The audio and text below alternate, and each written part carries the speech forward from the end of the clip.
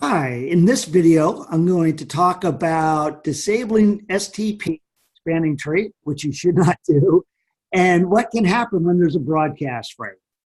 So I'm just going to use my topology here. And once again, let's say A is going to send a ARP request looking for B's MAC address. Knows its IP address, doesn't know its MAC address, so it sends it as a layer 2 broadcast. In this scenario here, we have spanning tree disabled on all three of our switches. So what will happen is this.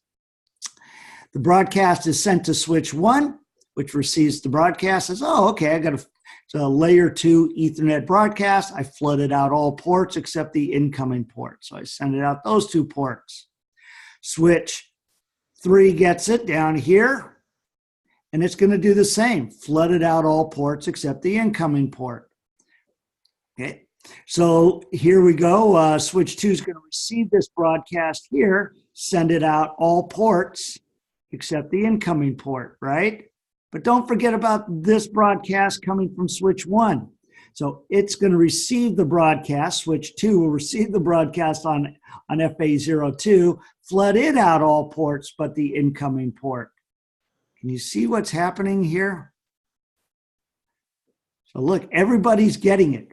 And again, every time a switch gets a broadcast, it's going to flood it out all ports except the incoming port. Let me kind of clear this up just a little bit here.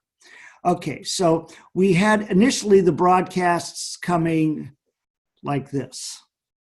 Okay, but because switch 2 has received a broadcast on 2 different ports, it's going to flood those broadcasts separately.